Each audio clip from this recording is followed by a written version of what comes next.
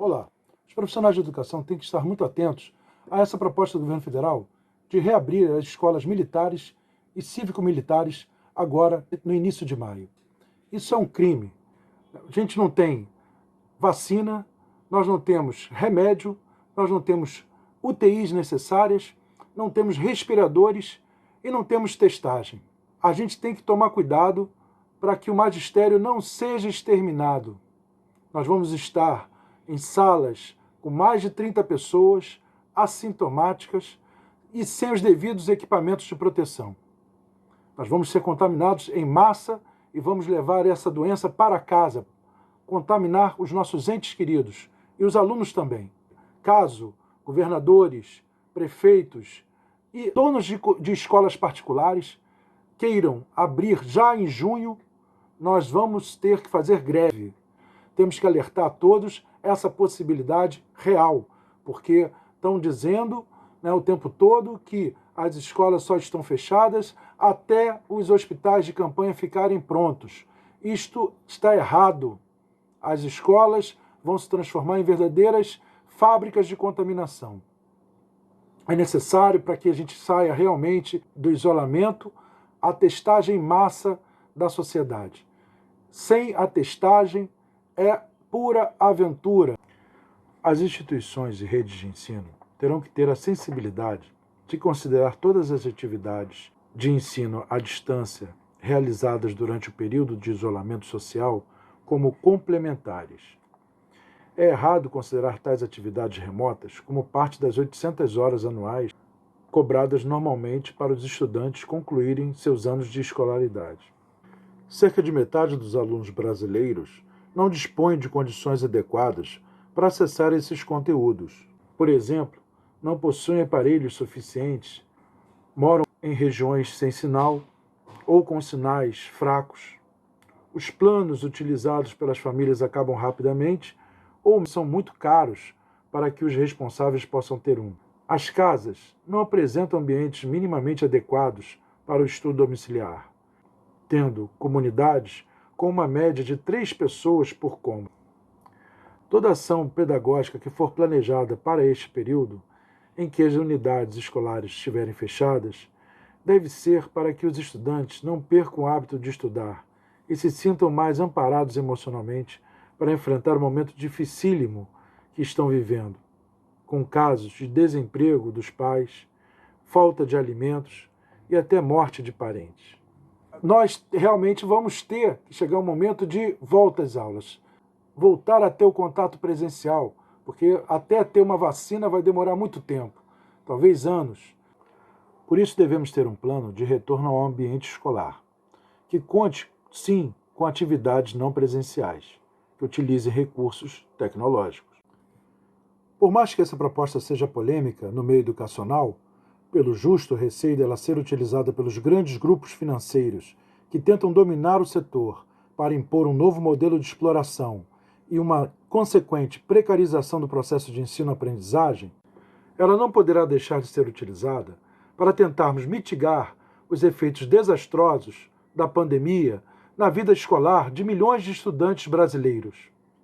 Num futuro momento de flexibilização do isolamento social, que ainda não sabemos ao certo quando será, a possibilidade da utilização de atividades remotas que garantam um melhor atendimento pedagógico a quem ainda tenha que permanecer parte dos dias letivos em casa, não será válida apenas para melhorar a aprendizagem desses jovens, mas colaborar decisivamente para o equacionamento entre o direito ao mínimo de horas letivas garantidas pela LDB e as medidas preventivas necessárias à garantia de suas vidas. Assim que todas as comunidades escolares forem testadas e os contaminados sejam isolados do convívio com os colegas, teremos que iniciar as aulas com um rodízio na frequência dos alunos. As turmas terão que ser reduzidas para garantir o espaçamento mínimo entre eles.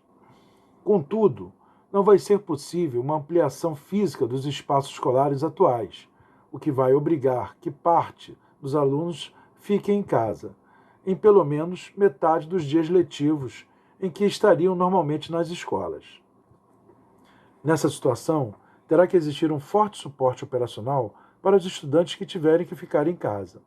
Não vai dar para considerar a realização de atividades de livros didáticos e folhas avulsas como suficientes para garantir um dia letivo.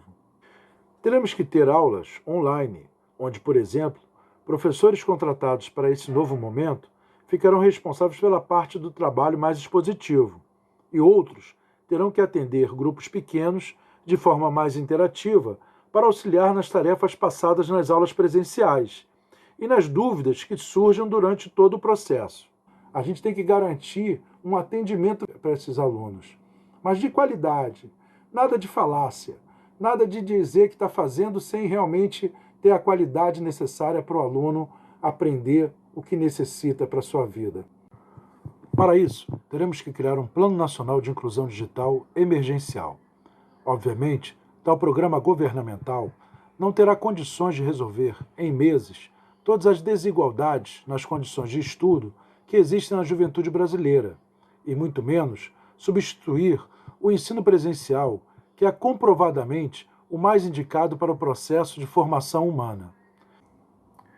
Seu objetivo, na verdade, será dar melhores condições para o intenso processo de reposição de conteúdos escolares que a crise sanitária atual vai gerar durante o ano letivo de 2020, principalmente nas redes públicas de educação. Pesados investimentos terão que ser feitos para que se garanta o acesso a equipamentos. Tem que ter um sinal bom de internet gratuito. Temos que ter plataformas eficientes. E também temos que ter um aumento do efetivo, de docentes para atender melhor essas aulas virtuais.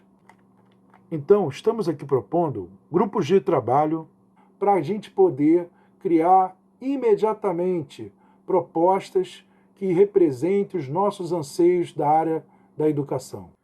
Não podemos permitir que governos não comprometidos com os princípios da universalização da educação e da própria garantia à vida planejem o nosso futuro. Os sindicatos, as associações de pais, as entidades científicas, o Ministério Público e toda a parcela da sociedade civil organizada interessada na educação devem ser protagonistas na elaboração de um plano técnico, mas também político, no sentido de ser voltado para os mais vulneráveis. Os trabalhadores brasileiros têm que exigir proteção e qualidade no atendimento aos seus filhos, custe o que custar. Se esse governo federal vier de conversinha, dizendo que não tem dinheiro, mostre que você tem informação. Exija a interrupção do pagamento da dívida pública. Só isso vai gerar cerca de R$500 bilhão. E também a taxação das grandes fortunas. Cerca de 200 brasileiros ganharam nos últimos 7 anos R$1 trilhão. Temos que dizer que essa conta eles vão pagar.